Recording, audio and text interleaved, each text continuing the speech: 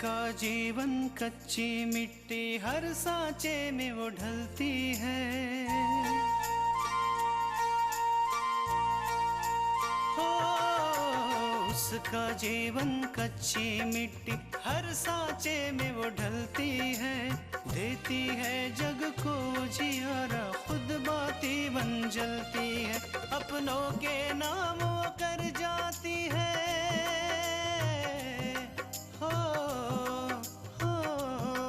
अपनों के नाम वो कर जाती है। सारा जीवन अपना बन के बेटी भाभी माँ वो सच कर दे हर सपना।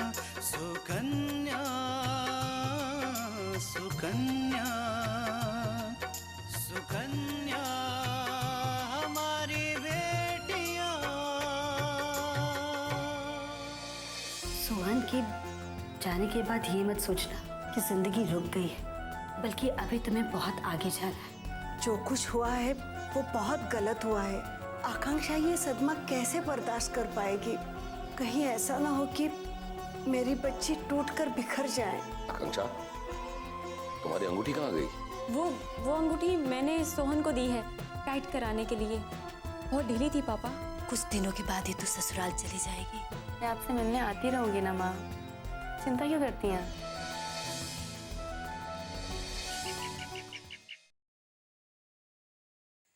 बस कुछ दिनों के बाद ही तू ससुराल चली जाएगी। ये घर सुना सुना हो जाएगा। मैं आपसे मिलने आती रहूंगी ना माँ, चिंता क्यों करती हैं?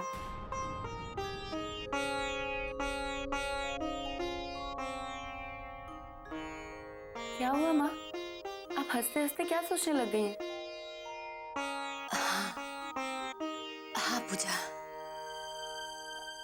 मेरे मन में अचानक ये ख्याल आया कि हमने जो तृष्णा के साथ व्यवहार किया था, कहीं तेरे ससुराल में वैसा ही व्यवहार हुआ तो? माँ, हमने भाभी के साथ जो भी किया है ना, वो उन्हीं की वजह से किया है। एक तो वो दहेज नहीं लेकर आई थी, ऊपर से हमारे लाखों के भैया की कोड़ियों की कीमत लगाई थी उनके पापा ने। तो ऐसा व्यवहार तो करना ही था ना उनके साथ। पर मेरे साथ ऐसा कुछ नहीं होगा माँ। पता है भैया क्या कह रहे थे? भैया कह रहे थे कि वो मेरी शादी इतनी धूमधाम से कराएंगे कि लोग तो बस देखते रह जाएंगे। और फिर माँ, भैया मुझे खाली हाथ विदा थोड़ी कर देंगे। उनकी इकलौती बहन हूँ, दहेज तो देंगे ही ना। और फिर दहेज मिल जाएगा तो मेरे ससुराल वालों को क्या शिकायत होगी मुझसे? पूजा, दहेज लेना और देना दोनों गलत होता है। और ये हमारी गलती थी कि हमने तृष्णा को दहेज की वजह से सताया। और दूसरी गलती ये होगी कि तुम्हारे ससुराल वालों को दहेज देकर हम उन्हें खुश रखें। तो इसका मतलब ये है माँ कि आप मुझे कुछ नहीं देंगे? दूंगी बेटा, जरूर दूंगी, पर उतना ही देंगे जितना हमारा सामर्थ्य है। और वैसे भी तुम्हारे ससुराल वालों ने कोई दहेज नहीं मांगा है। अच्छा माँ, आज जब आपकी बेटी की शादी की बारी आई है तो दहेज लेना पाप हो गया। जब भाभी दहेज नहीं लेकर आई थी तो उसमें उनका कसूर था। वाह पूजा, बेटा तू अभी बच्ची है, इसलिए नहीं समझ पा रही है। और वैसे भी एक बहू का सबसे बड़ा गुण उसका व्यवहार होता है। और तुम्हारा व्यवहार अच्छा हुआ तो तुम अपने ससुराल वालों का दिल वैसे ही जीत लोगी। पता नहीं माँ इतनी बहकी बहकी बातें क्यों करने लगी हैं। एक तरफ तो भाभी का पक्ष लेती हैं, दूसरी तरफ मुझसे दहेज न देने की बातें कर रही हैं। शायद मेरी शादी के खर्चे से परेशान हो गई है माँ। कोई बात नहीं, भैया तो दहेज देंगे ही, तो मैं इनसे क्यों कहूँ।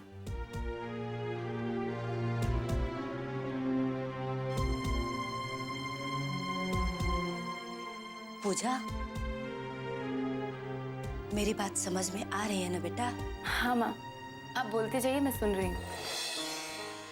पूजा, ससुराल में अपना व्यवहार अच्छा रखना, बड़ों की इज्जत करना छोटू को प्यार देना, फिर देखना कैसे सब लोग तुम्हारी तारीफ करते हैं।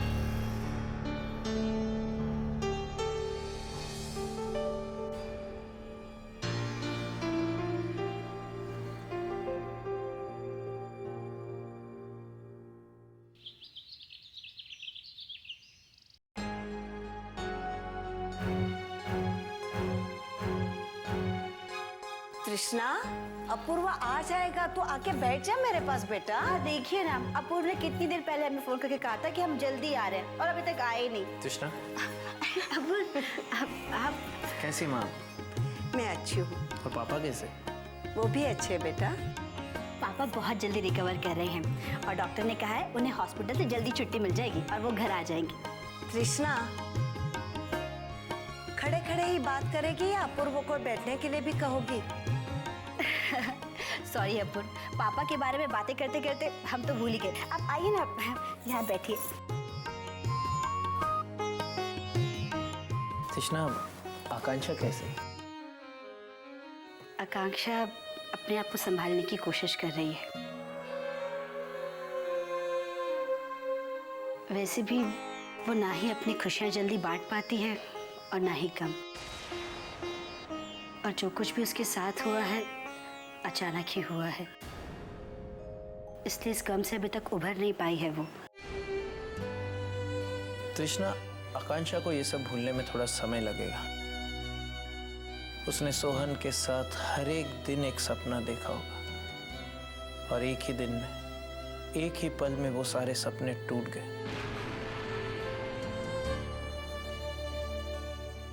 तुम ही सोचो कि उस पर क्या बीती होगी। पता नहीं मेरी बेटी इस सदमे से उभर भी पाएगी या नहीं। माँ जी, समय हर घाव को भर देता है। आकांक्षा को थोड़ा समय दीजिए, वो ठीक हो जाएगी। मुझे मेनका को समझने में गलती हो गई अपूर्व। मैं उसकी भोली सूरत और चिकनी चुपड़ी बातों में आ गई। उसके झूठे आंसुओं को मैंने देखा, लेकिन उसके दिल के कालेपन को नहीं देख पाई। वरना आज जो आकांक्षा के साथ हुआ है ना, वो कभी नहीं होता।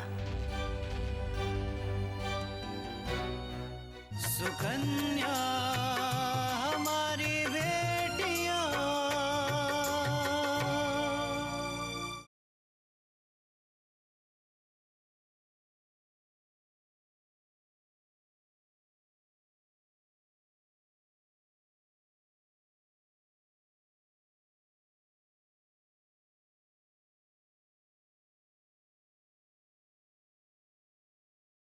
सुकन्या हमारी बेटियां।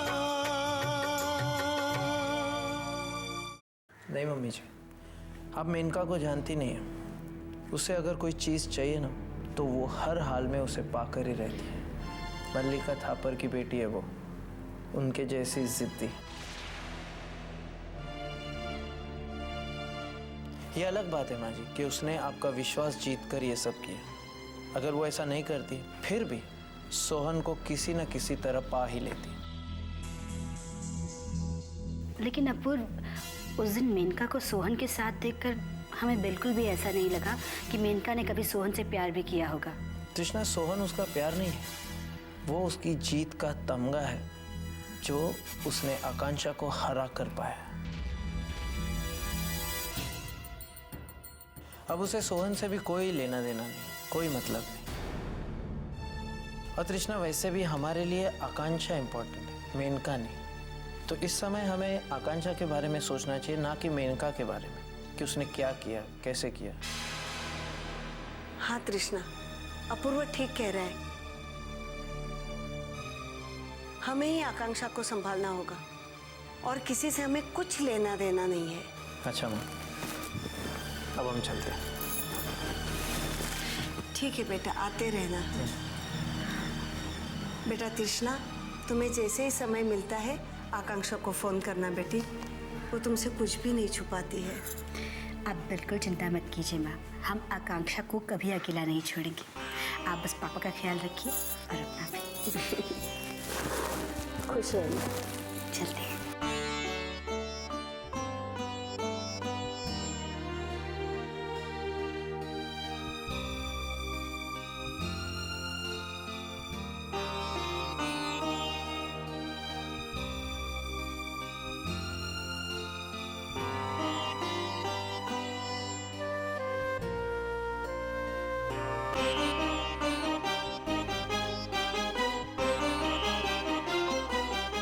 सच कहूं आकांक्षा, तो जब तुमने मुझे ये बताया कि मेरा एक्सीडेंट मल्लिका थापर ने करवाया है,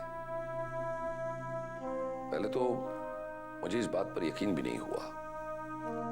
मैं तो सपने में भी नहीं सोच सकता था कि मल्लिका थापर ऐसा भी कर सकती है। पैसे में बहुत ताकत होती है पापा, पैसा कुछ भी करवा सकता है। और मल्लिका जी, उन्होंने सोचा कि वो आपको कोर्ट जाने से तो नहीं रोक सकती, तो इसलिए कुछ ऐसा किया जाए कि एक बार में ही सब कुछ खत्म हो जाए। हाँ, मल्लिका ने मुझे रोकने के लिए क्या क्या नहीं किया, यहां तक कि अपूर्व को भी मेरे खिलाफ कर दिया। जीजा जी? हाँ, अपूर्व ने मुझे धमकी दी थी कि अगर मैं मल्लिका के खिलाफ केस वापस नहीं ले लूंगा तो तृष्णा को हमेशा के लिए यहां घर छोड़ जाएगा। जरूर इसमें मल्लिका जी की कोई ना कोई चाल रही होगी, वरना जीजा जी वो ऐसा कभी नहीं करते। नहीं आकांक्षा, अपूर्व पैसों के लिए कुछ भी कर सकता है।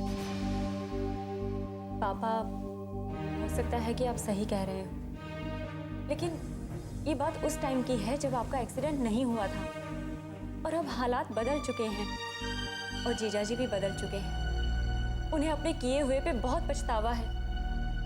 हाँ, अगर उसे पछतावा होता तो वो यहाँ मुझे देखने एक बार भी नहीं आता। अरे नहीं नहीं पापा, वो तो रोज आ रहे हैं, बस आपके सामने आने की हिम्मत नहीं जुटा पा रहे। उन्होंने तृष्णा दी को कहा है कि वो आपसे आके मिलेंगे और उनसे जो भी गलतियां हुई हैं उसके लिए माफी भी मांगेंगे। आकांक्षा, अगर अपूर्व सुधर गया है तो इससे बड़ी खुशी की बात मेरे लिए और कोई नहीं। बस तृष्णा खुश रहे, उससे ज्यादा मुझे कुछ भी नहीं चाहिए। हाँ हाँ पापा, ऐसा ही होगा। अब बस अपना ख्याल रखिए।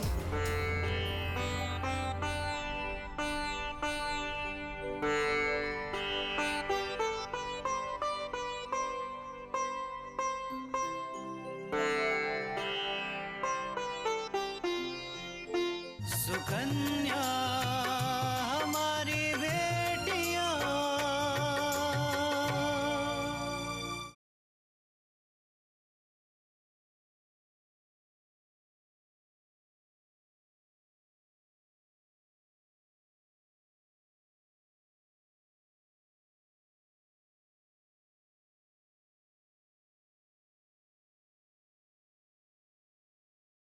सुकन्या हमारी बेटियां।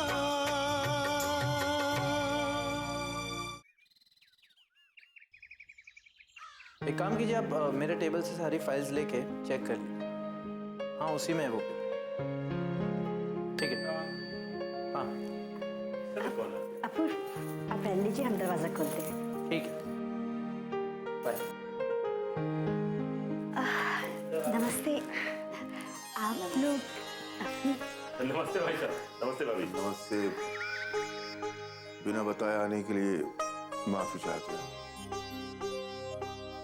ऐसी कोई बात नहीं है दीनानाथ जी, ये आप ही का घर है, अब जब चाहे तब आ सकते हैं।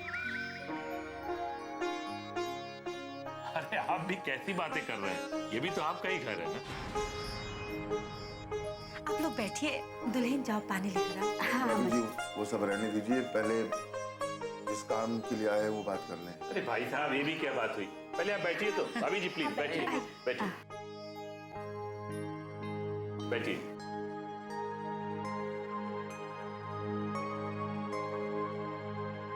जी भाई साहब बताइए। असल में पंडित जी ने विशाल और पूजा की शादी की तारीख पक्की कर ली। आज से ठीक 10 दिन के बाद का मुहूर्त है।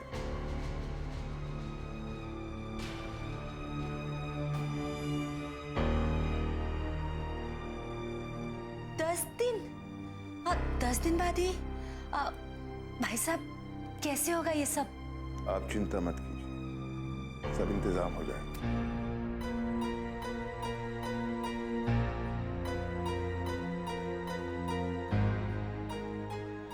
लेकिन भाई साहब, आपका बड़ा बेटा भी तो नहीं है अभी यहाँ पर।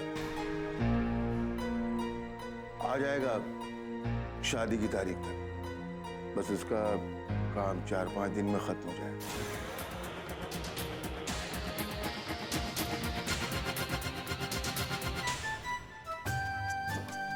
भाई साहब, बाकी सब बातें तो हो गई, लेकिन एक बात रह गई। कौन सी बात? वो लेन देन की बात।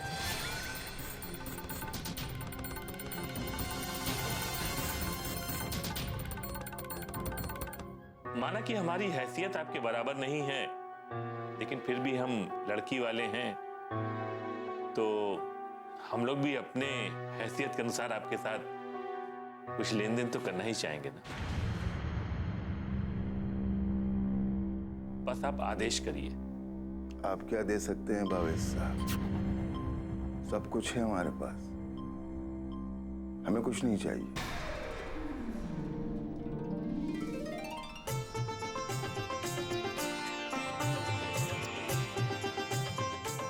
बस एक अच्छी बहू की तलाश थी, वो खत्म हो गई।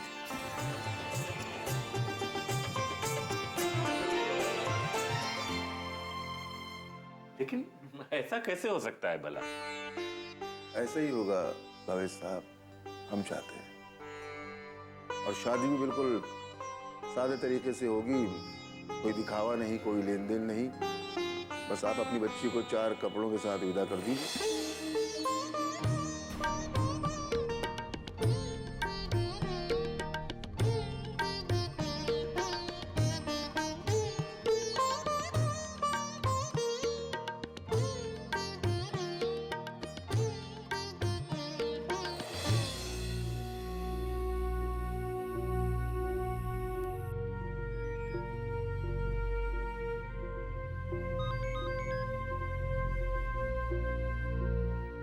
हेलो। हेलो आकांक्षा, कैसी है तू? मैं ठीक हूँ दीदी। और अब पापा की तबीयत कैसी है? वो भी बिल्कुल अच्छे हैं। आप बताइए, आप कैसी हैं? तूने खाना खाया? नहीं दीदी, मुझे भूख नहीं है। भूख भला कैसे लगेगी? अकेले बैठे न जाने क्या क्या सोचती रहती है तू। नहीं दीदी, ऐसी कोई बात नहीं है।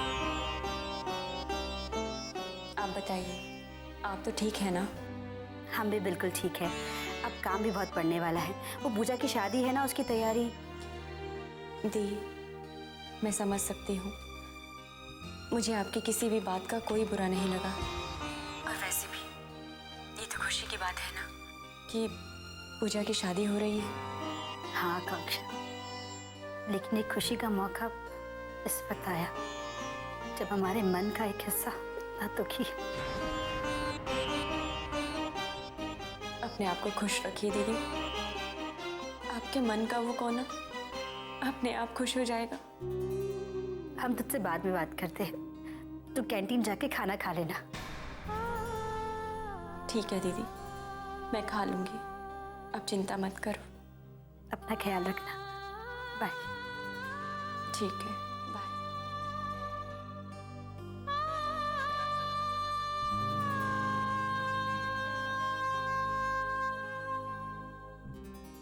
सुकन्या हमारी बेटियां,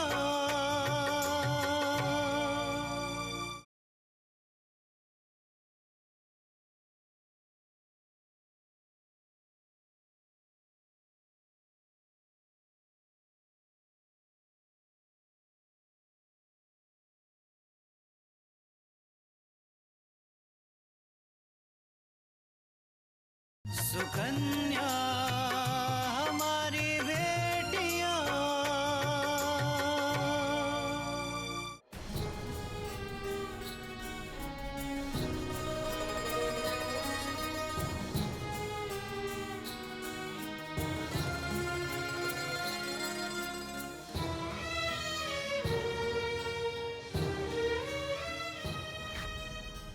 सोहन!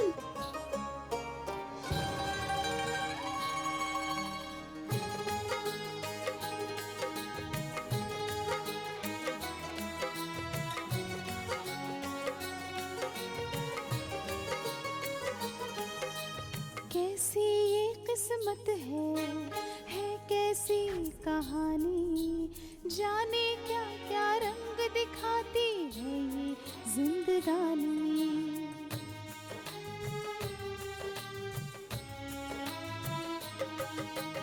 कैसी ये किस्मत है कैसी कहानी, जाने क्या क्या रंग दिखाती है ये जिंदगानी।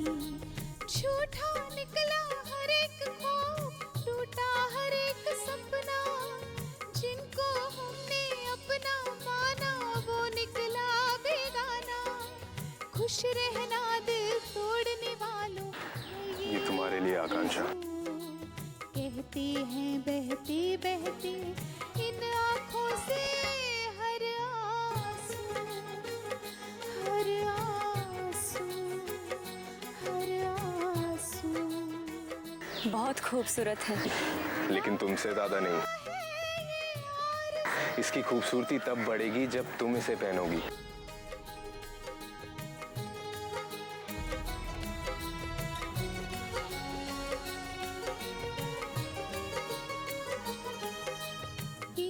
भाई मैंने तो सोच लिया है कि मैं बैंक से कंपटीशन के एग्जाम्स दूंगा और जल्दी से जल्दी एक अच्छी सी जॉब ढूंढ लूंगा। जल्द से जल्द? पर क्यों?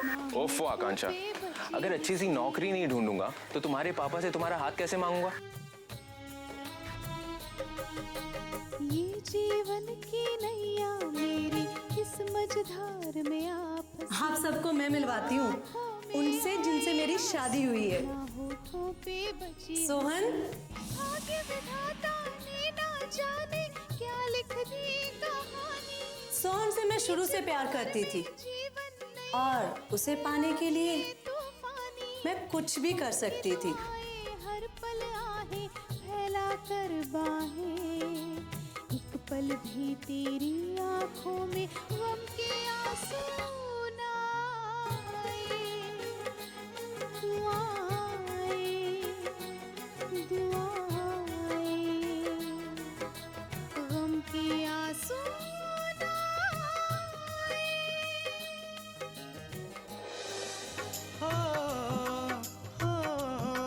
अपनों के नाम वो कर जाती है सारा जीवन अपना, बन के बेटी भाभी माँ वो सच कर दे हर सपना। सुकन्या सुकन्या सुकन्या।